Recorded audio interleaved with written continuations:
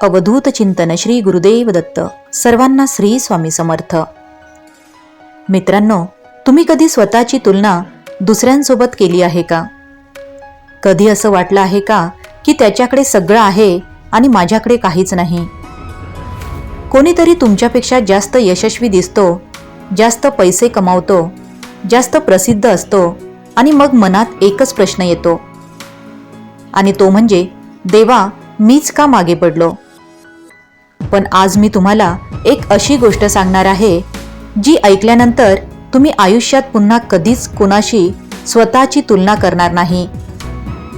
कारण या जगात तुमच्यासारखा दुसरा कुणीच नाही. तुमचा प्रवास वेगळा आहे, तुमचे संघर्ष वेगळे आहेत, तुमचे नशीब वेगळे आहे, आणि सर्वात महत्त्वाचं म्हणजे देवाने तुम्हाला एका खास उद्देशासाठी निर्माण केलं आहे. आणि म्हणून हा व्हिडिओ शेवटपर्यंत नक्की पहा, कारण कदाचित आजचा हा संदेश तुमच्या आयुष्याचा विचार करण्याचा दृष्टिकोन कायमचा बदलून टाकेल. मित्रांनो, जीवनामध्ये सर्वात मोठी चूक कोणती असेल तर ती म्हणजे स्वतःची तुलना दुसऱ्यांशी करणं. तुलना ही आनंद, आत्मविश्वास आणि मनशांतीचा सर्वात मोठा शत्रू आहे. मित्रांनो, आज मी तुम्हाला अशी एक गोष्ट सांगणार आहे जी तुमच्या आयुष्याकडे पाहण्याचा दृष्टिकोन बदलू शकते. जीवनामध्ये स्वतःची तुलना दुसऱ्यांशी कधीच करू नका, कारण तुलना ही आनंदाची सर्वात मोठी चोरी आहे. आपण अनेकदा सोशल मीडियावर नातेवाईकांमध्ये किंवा मित्रांमध्ये कोणीतरी आपल्यापेक्षा जास्त यशस्वी, श्रीमंत किंवा प्रसिद्ध दिसला की लगेच विचार करतो, त्याच्याकडे इतकं सगळं आहे आणि माझ्याकडे काहीच नाही. पण मित्रांनो, आपण एक गोष्ट विसरतो. आपण दुसऱ्यांचा आज पाहतो, पण त्यांचा संघर्ष पाहत नाही. एका बागेमध्ये गुलाब, मोगरा, कमळ आणि सूर्यफूल असतात. गुलाब कधी कमळासारखा बनण्याचा प्रयत्न करत नाही. सूर्यफूल कधी मोगऱ्याची ईर्ष्या करत नाही, कारण प्रत्येक फुलाचं स्वतःचं सौंदर्य असतं. त्याचप्रमाणे देवाने प्रत्येक माणसाला वेगळ्या गुणांनी घडवलं आहे.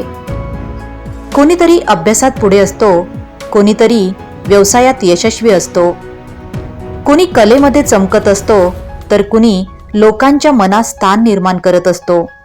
आणि म्हणून स्वतःला कमी समजण्याची चूक कधीच करू नका. मित्रांनो, जेव्हा तुम्ही दुसऱ्यांशी स्वतःची तुलना करता तेव्हा तुम्ही तुमचे गुण विसरता. तुम्ही तुमच्या प्रगतीकडे दुर्लक्ष करता. तुमचा आत्मविश्वास कमी होतो आणि हळूहळू तुम्ही स्वतःवरचा विश्वास गमावून बसता. लक्षात ठेवा, दुसऱ्यांच्या यशाकडे पाहून दुःखी होणं म्हणजे स्वतःच्या क्षमतेचा अपमान करणं आहे. मित्रांनो, एकदा जंगलात एक कावळा राहत होता. तो आपल्या आयुष्यात आनंदी होता. एके दिवशी त्याने हंस पाहिला. हंस खूप सुंदर दिसत होता. कावळ्याला वाटलं, मी काळा आहे पण हंस किती सुंदर आहे. तो नक्कीच माझ्यापेक्षा जास्त आनंदी असेल. हंस म्हणाला, मलाही तसं वाटायचं, पण पोपटाला पाहिल्यावर मला वाटलं तो माझ्यापेक्षा जास्त सुंदर आहे. पोपट म्हणाला, मोर माझ्यापेक्षा सुंदर आहे. आणि मोर म्हणाला, माझं सौंदर्यच माझ्यासाठी कैद बनलं आहे. मी प्राणी संग्रहालयात अडकलो आहे. मला वाटतं कावळाच सर्वात आनंदी आहे, कारण तो मुक्त आहे. मित्रांनो, आपण ज्याचा हेवा करतो तो सुद्धा कदाचित कुणाच्या तरी आयुष्याचा हेवा करत असतो. आणि म्हणून तुलना कधीच संपत नाही. कालचा तुम्ही आणि आजचा तुम्ही हीच खरी स्पर्धा आहे. दररोज स्वतःला विचारा, मी कालपेक्षा आज चांगला झालो का? जर उत्तर हो असेल तर तुम्ही योग्य दिशेने चालला आहात. यश म्हणजे दुसऱ्याला हरवणं नाही. यश म्हणजे कालच्या स्वतःपेक्षा आज चांगलं बनणं.